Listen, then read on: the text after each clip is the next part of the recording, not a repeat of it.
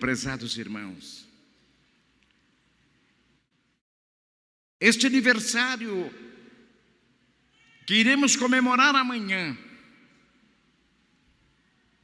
ele é fruto preciosíssimo do ministério deste profeta, do ministério deste santo do nosso Deus, que fora preparado e ungido pelos céus para nos dias atuais estar à frente de um povo.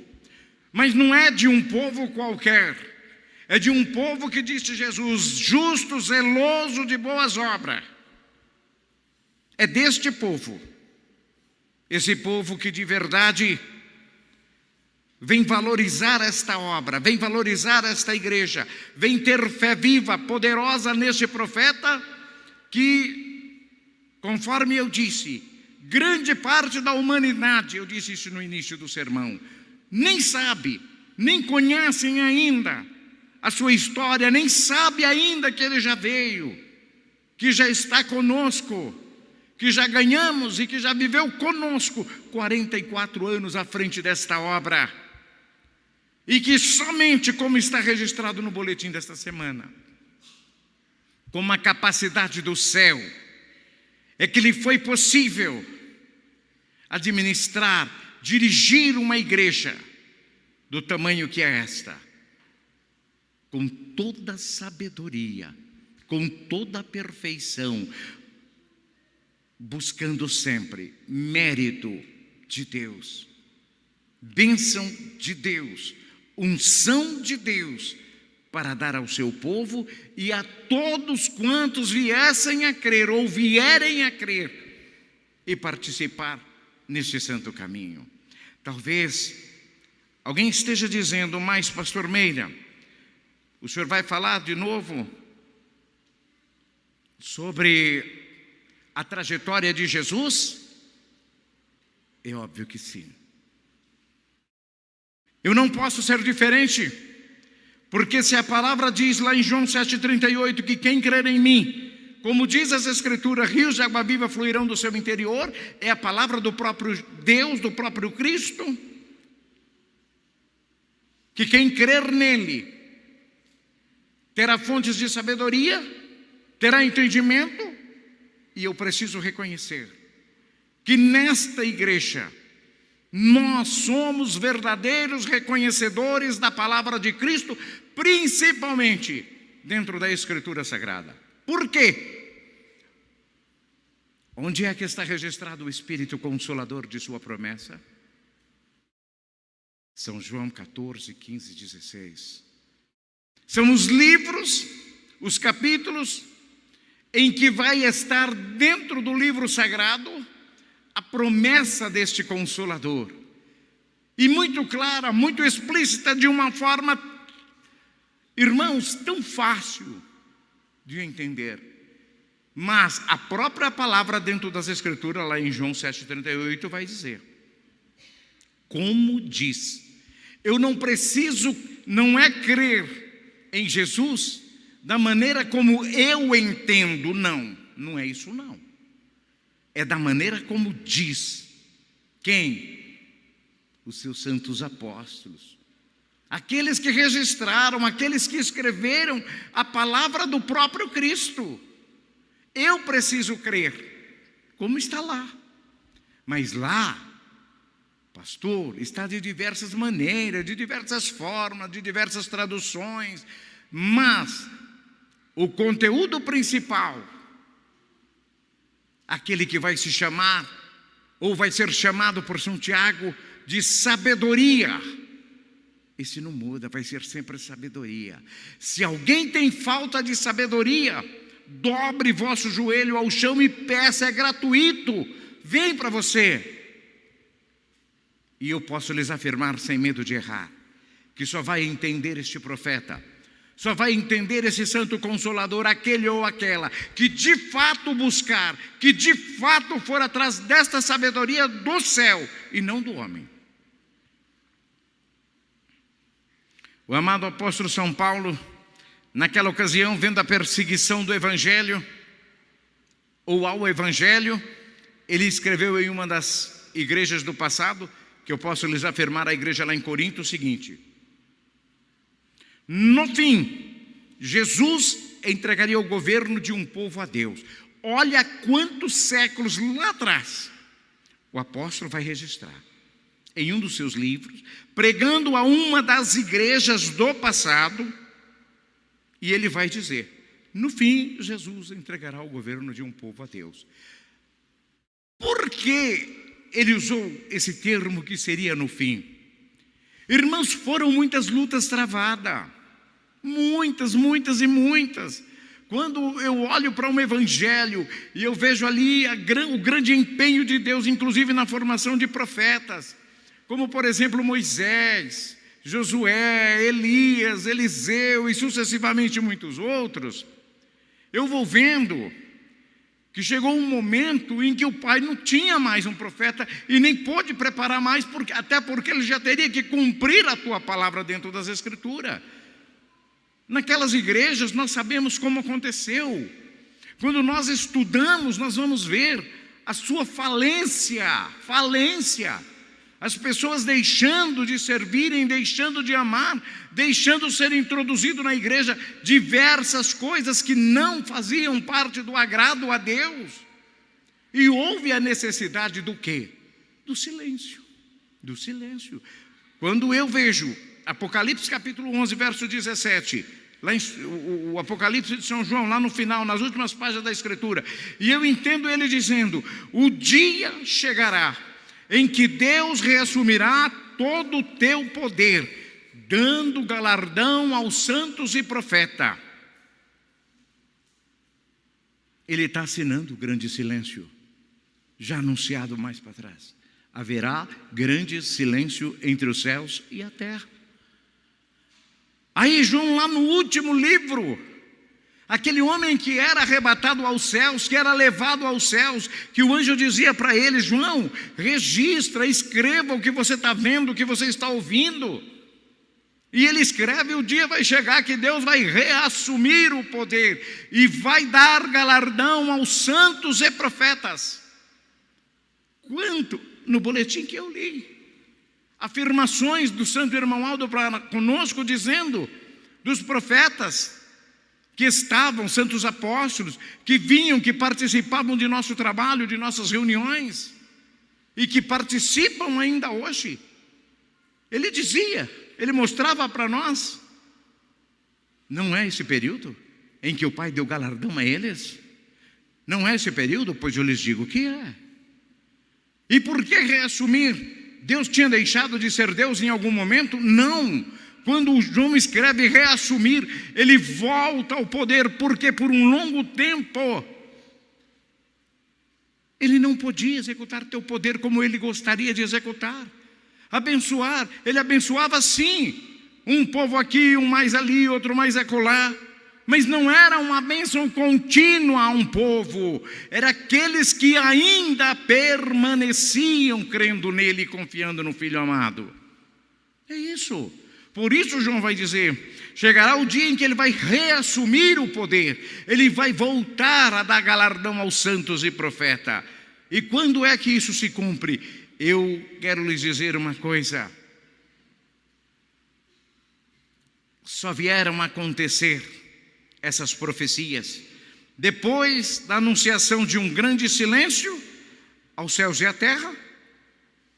Daí a família apostólica crer verdadeiramente que esse silêncio foi rompido com a afirmação dos dois santos gloriosos que foram formados nesta igreja, a Santa Avó Rosa e o Santo Irmão Aldo. E eu digo-lhes, portanto, que o ministério do Santo Irmão Aldo, ele será sempre, ele vai ser, irmãos, não adianta falar: não vai, vai ser sempre assunto de controvérsia para todos aqueles que não crerem, para todos aqueles que não aceitarem. Mas para aqueles que aceitarem e que buscarem com eficiência aquilo que ele ensinou, quanto à sua vida e o propósito de Deus no seu ministério, serão bem-sucedidos e compreenderão de verdade que Ele, Santo Primaz, é de fato o grande profeta, o grande pastor por excelência prometido por Jesus, e o rebanho é esse rebanho que está aqui, do qual fazemos parte e estamos com Ele. Tá? Mas essa controvérsia no seu ministério vai existir. E nós vamos chegar lá no porquê vai existir. Porque assim aconteceu na vida de Jesus. Está muito claro no Evangelho, dentro das Escrituras. Assim aconteceu no ministério dele. E eu tenho dito, inclusive mostrado à igreja o seguinte: quando eu leio São João capítulo 10, ali do verso 1 até o 42, vai. Essa trajetória do ministério de Jesus e da sua palavra em relação ao único rebanho, em relação ao único pastor por excelência, eu consigo entender. Eu sou o bom pastor, e o bom pastor dá sua vida pelas ovelhas. Tenho outras ovelhas que não são deste aprisco. É necessário que eu as conduza também. Elas ouvirão a minha voz, e haverá um só rebanho e um só pastor. Por isso o Pai me ama, porque dou a minha vida para retomá-las, e ninguém tira-as de mim, mas eu as dou por minha livre e espontânea vontade. Meus queridos e amados irmãos, quando Jesus disse isso naquela festa em Jerusalém,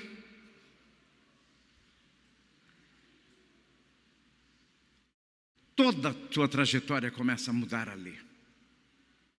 Toda. Eles não aceitam. Os judeus não aguentavam mais, irmãos. Os judeus não suportavam mais ouvir isso de Jesus. E eles disseram o que quando Jesus disse isso? Olhem bem, quando Jesus fala desse pastor, é isso que a igreja precisa compreender.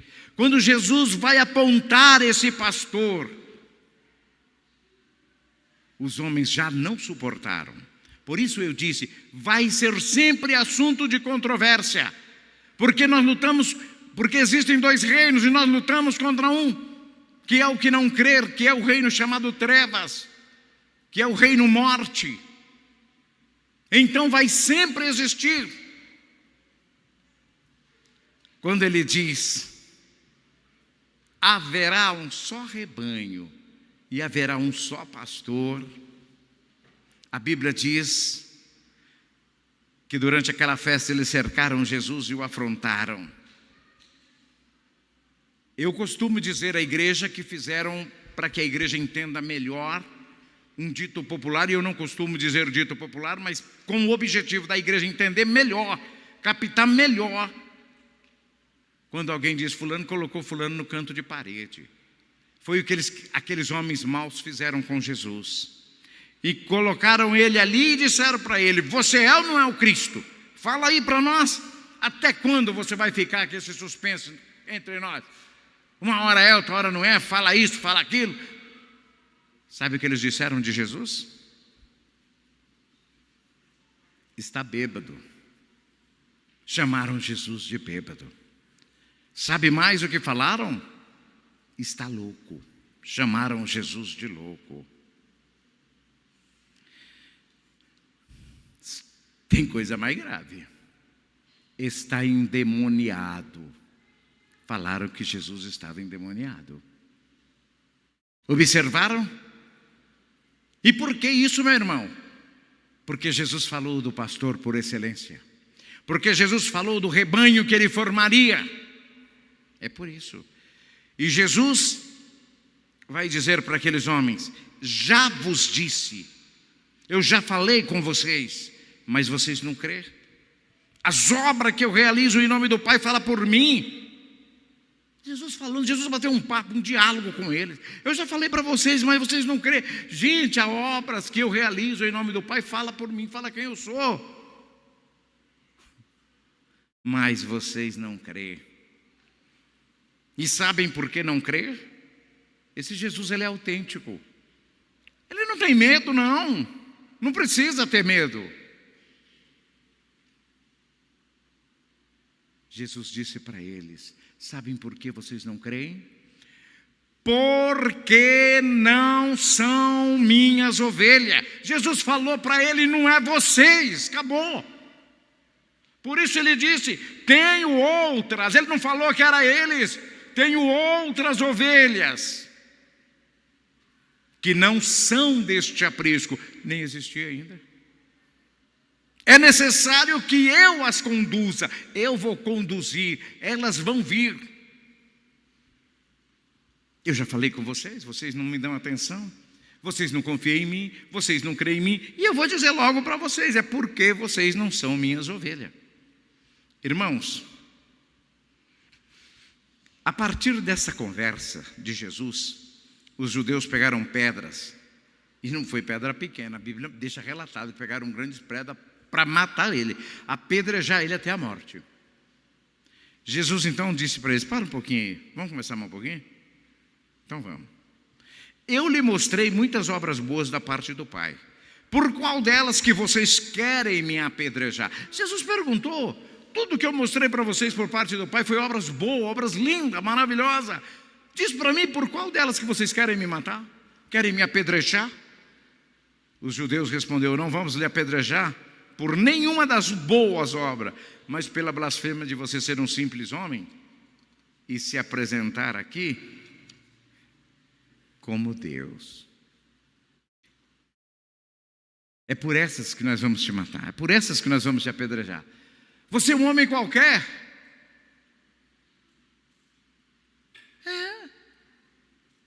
É filho do José, é filho do carpinteiro. Nós sabemos quem você é. E agora está dizendo que é Deus? Que você e Deus é um só? É isso? Meus queridos e amados irmãos, por que tanta ignorância?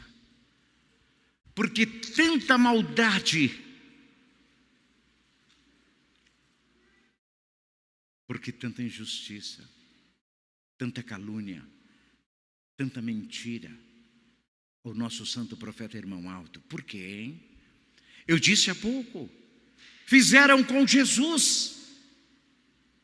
Fizeram com Jesus. Foi diferente com o nosso profeta? Não. Quem? Esse aí, vendedor de carro? Esse que faz rolo de carro? Vende carro, compra carro? Esse aí que era taxista lá no hospital? Esse comedor de feijão aí? É ele que é profeta?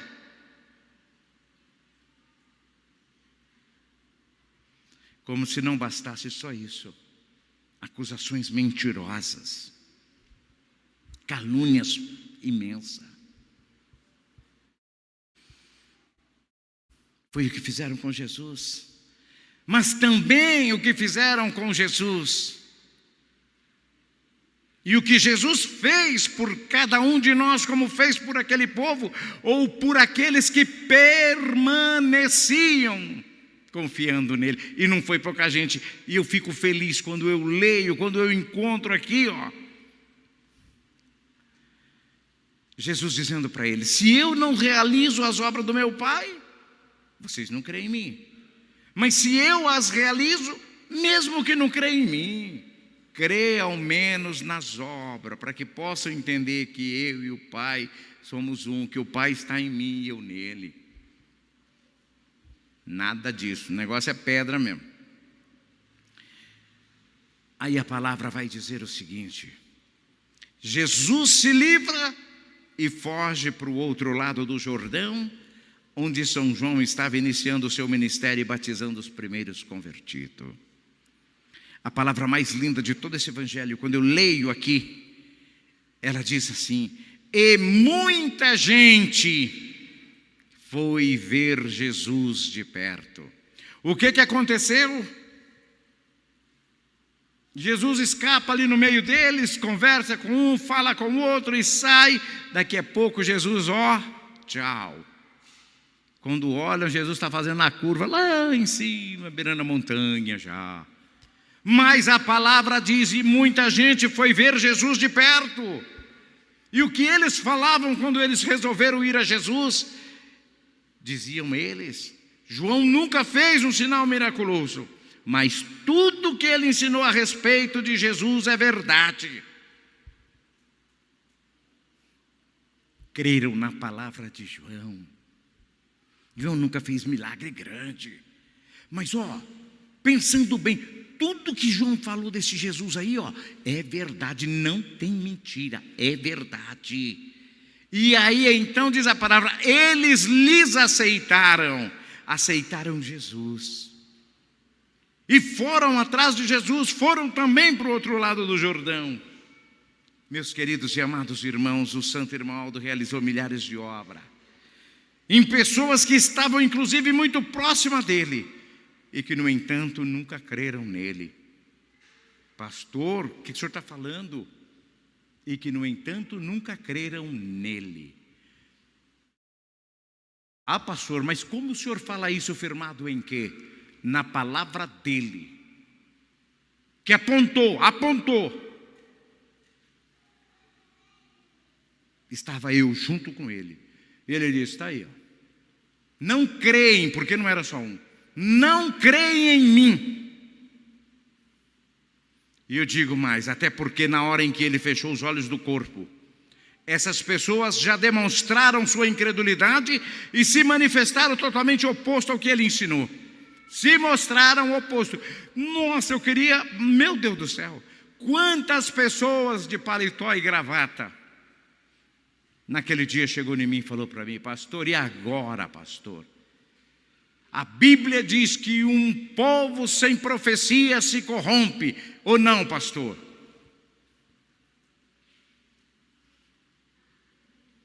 Eu me recordo muito bem o que fiz, porque eu não esqueço fácil as coisas.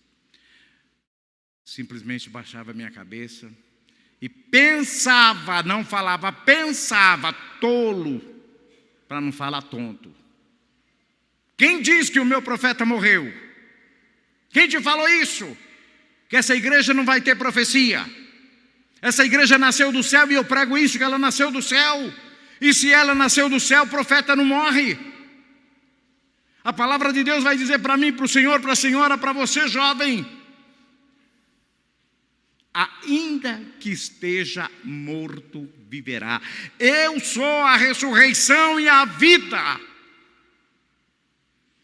Aí me vem alguém dizer para mim que o meu profeta morreu, que a igreja vai descer água abaixo, morro abaixo, porque agora não tem mais profecia.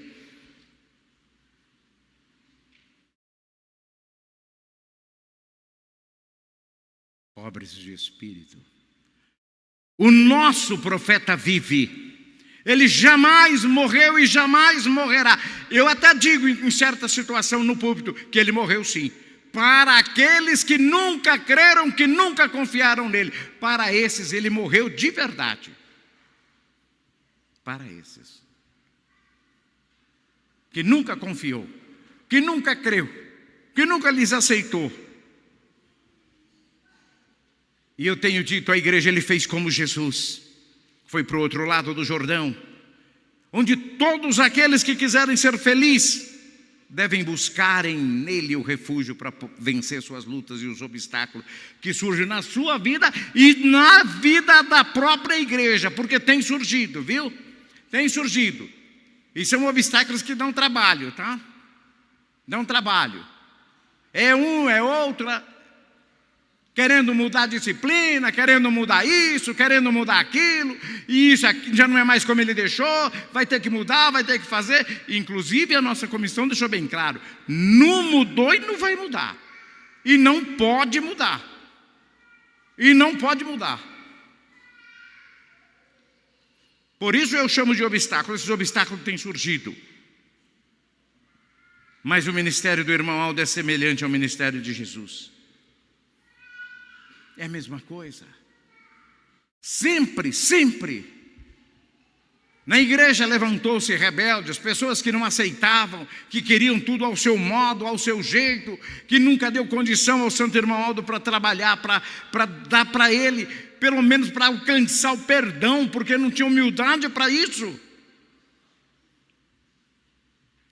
E eu tenho, quando prego sobre o nosso santo profeta, sobre a sua coroação, eu gosto muito de frisar um fato. E que fato é esse, pastor? É aquele que as pessoas perguntam, e é a pergunta que assolou a todos os pastores, principalmente naquele ano, quando o irmão Aldo é levado aos céus, porque a igreja sempre pregou que o ministério dele só iria se encerrar como arrebatamento da igreja. E por que isso não aconteceu? E por que isso não cumpriu? A igreja não pregou? A igreja não pregava? Pregou. E como pregou? Estou aqui, pastor Meira, 41 anos, vou para 42 anos de ministério, e sempre preguei isso. Era ensinado sim pela direção da igreja. Era ensinado sim na igreja que o ministério da direção do irmão Aldo só se encerraria com o arrebatamento da igreja. Foi ensinado. Tenho isso gravado em mensagens. Eu não prego aquilo que eu não conheço, que eu não sei, que eu não tenho a prova. Foi ensinado. Mas eu tenho lhes dito, e tenho feito perguntas também, porque é meu direito também. Principalmente no momento de ensinar essa palavra que ele nos determina a ensinar. Uma coisa eu quero deixar bem claro. A vontade dele era estar aqui até hoje. A vontade dele era de fato ir com a igreja. Mas há uma coisinha muito importante que a igreja tem que saber e que precisa saber de verdade. Ele sempre foi submisso a Deus. Submisso a Deus, da mesma forma que Jesus foi submisso ao Pai, e que São Lucas deixa isso claro por 2 vezes, repetindo na mesma estrofe. Eles eram submissos a Jesus. Eles eram submissos a Jesus. O irmão Aldo também era submisso ao Pai, era submisso ao reino dos céus. Por isso ele aceitou, por isso ele foi. Mas a pergunta que eu gostaria muito de responder, de perguntar e aguardar a resposta, que cada um pensasse, não precisa falar, é aquela uma.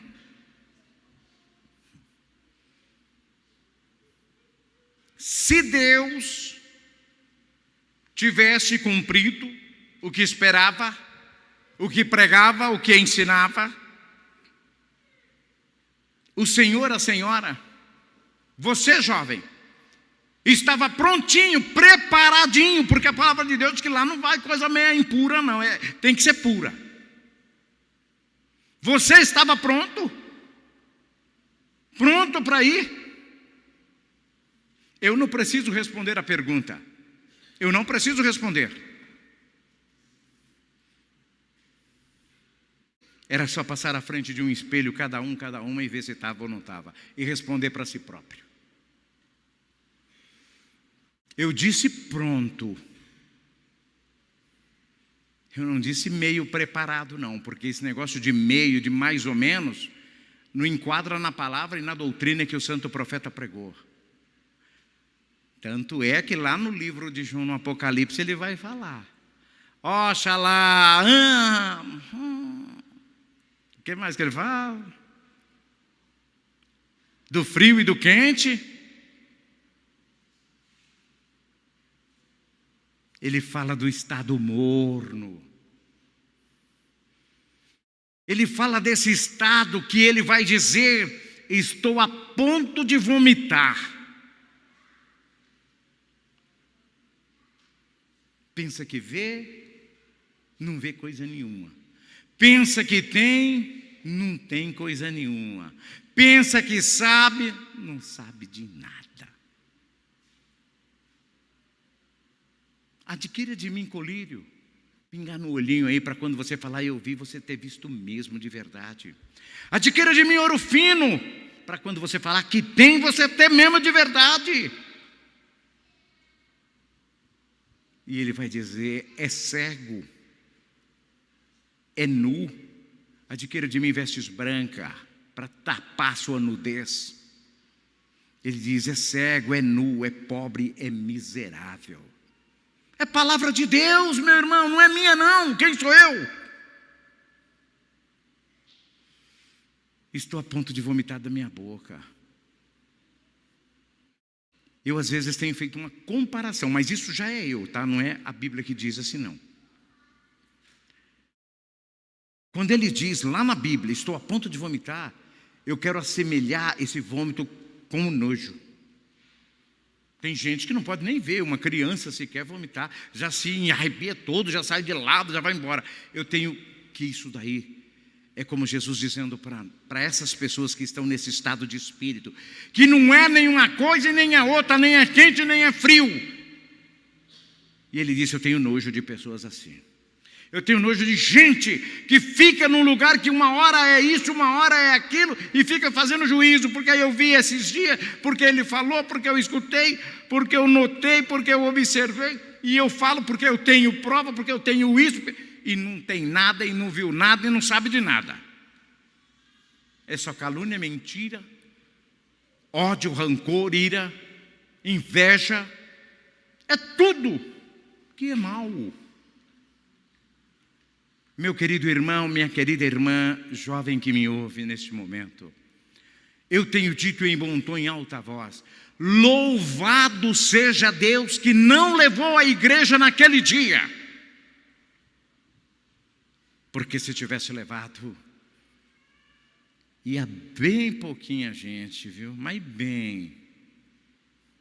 Embora eu reconheço que naquele dia houve-se uma economia de pecado muito grande, né? Só não deu jeito naquilo que não tinha dar jeito, porque sobrancelha não nasce de um dia para o outro, de uma hora para outra. Mas pintura tinha acabado, esmalte arrancado de mão, roupa tinha ido muitas para o comprimento. Mas por quê? Por temor ao santo irmão Aldo, é? Não, não é não, é por medo mesmo. Será que a igreja vai agora? O profeta foi, vamos arrumar, vamos na disciplina, vamos fazer isso. Fez um monte de coisa. Com medo. E o que a palavra diz para o medroso? Não temei os que matam o corpo e nada pode fazer, mas temei aquele que depois de matar o corpo tem poder de lançar tua alma nas trevas. Quem é? O irmão Aldo tem esse poder hoje. Ele tem esse poder, ele recebeu de Deus. Ele recebeu de Jesus. Aí vem alguém dizer para mim: eu não concordo com isso não. Concorda não? Pois é. Eu disse há pouco, eu iniciei o sermão com João 7,38. Quem crer em mim, como diz as Escrituras, rios de água viva fluirão do seu interior. Vamos lá, vem em Mateus 11, versículo 11. Tem gente que diz para mim, para o senhor, para a senhora: como pode vocês crer nesse homem que era o taxista, que era o vendedor de carro? Como pode, se a Bíblia está dizendo: na verdade vos digo que dos nascidos de mulher nenhum será maior que João, mas o menor no reino do céu ainda é maior que João. O que eu falei a respeito de Santiago?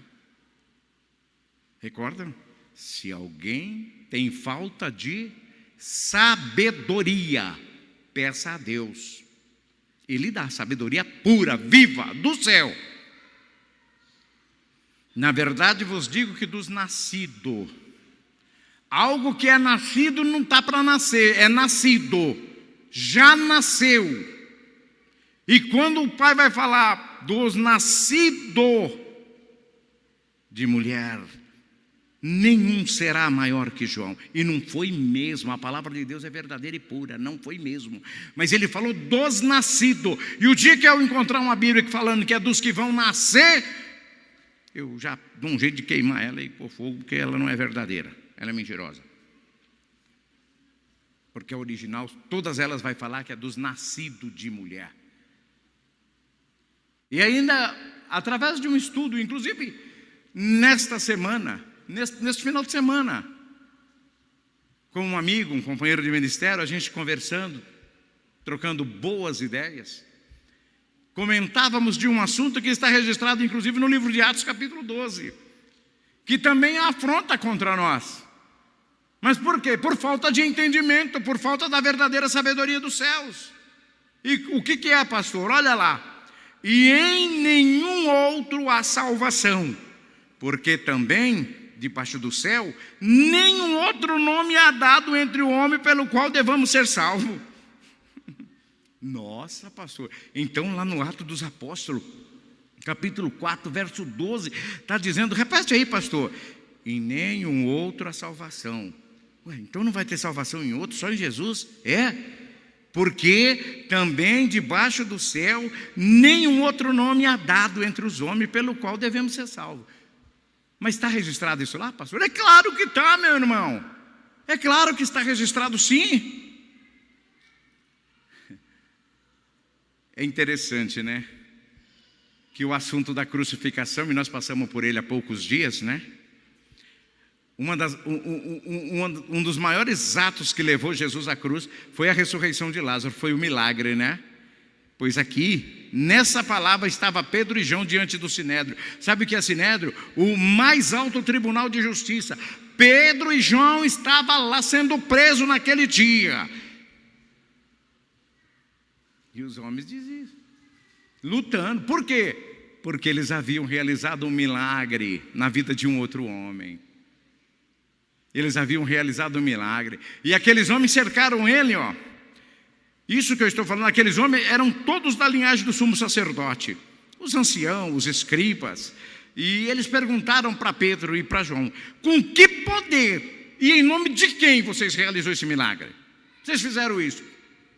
Olha a pergunta, com que poder e em nome de quem? De certo, Pedro ia falar, não sei. João ia dizer, não sei. Para com isso, meu irmão. Eles disseram, em nome de Jesus o Nazareno, aquele a quem vocês, eu creio que ele deve meter o dedão dele na cara daqueles homens, no rosto daqueles homens, aquele que vocês crucificaram. Nós fizemos em nome dele, do Jesus Nazareno, aquele que vocês crucificaram e que Deus ressuscitou. Meu irmão, eu vou explicar isso aqui. E nenhum outro a salvação, porque também debaixo do céu nenhum outro nome há dado. Em todas as Bíblias que eu conferi, inclusive traduções diferentes, está da mesma frase. Nenhum outro nome há dado. Os apóstolos, Pedro e João, pregando, respondendo, falando com aqueles homens. Nessa ocasião, eles falando do nome de quem foi, e registrado lá está. Nenhum outro nome há dado entre os homens pelo qual devamos ser salvos. Irmãos, por que de quando em quando a nossa direção, a nossa comissão coloca assim, dizia o irmão Aldo ao seu tempo? Eu já vi questionamento sobre isso. Eu já vi. Ouvi. Calei-me. Mas por quê, pastor? Porque é preciso buscar a essência, e eu tenho falado muito de essência. Quando eles escreveram isso, eles escreveram ao tempo deles. Não tinha, existia a promessa. Jesus deixou a promessa. Ele foi crucificado, mas a promessa ficou de um só rebanho, de um só pastor. Mas na verdade ele não havia dado o nome. Não tinha nome, meus irmãos. E ele deixou claro aqui, ó, nenhum outro nome há dado. Nenhum outro nome já existe. Nenhum outro nome já tem. É isso que ele disse.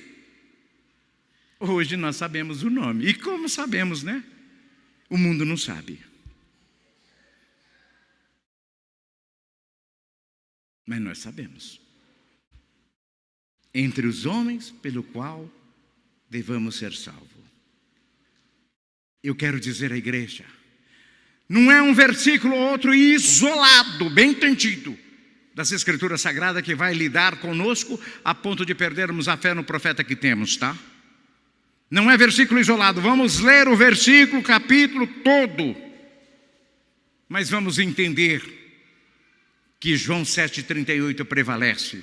Quem crer nas Escrituras, como disse Jesus, vai crer, vai ter fonte de sabedoria, vai aceitar o Santo Consolador, a nossa querida avó, vai aceitar o nosso querido pastor por excelência, o santo irmão Aldo. Eu gostaria de ir mais adiante, eu não posso, a hora não me permite mais, tá? Mas eu quero deixar bem claro à igreja, confiem e confiem de todo o teu coração neste profeta de Deus. E outra coisa, Eu afirmei isso, inclusive, a semana passada, em uma das minhas reuniões, e, inclusive, eu deixei bem claro, como se fosse um slogan: o nosso profeta vive, o santo irmão Aldo vive. Se alguém quer pregar um Aldo morto, pregue em outro canto, nessa igreja não. O Aldo aqui vive, Santo Aldo, tá? Ele vive, ele não morreu e jamais morrerá. Jamais morrerá. Ele é conosco, Ele está conosco e vai permanecer conosco para sempre. E um dia veremos de chegar a Ele e receber dele a bênção do céu.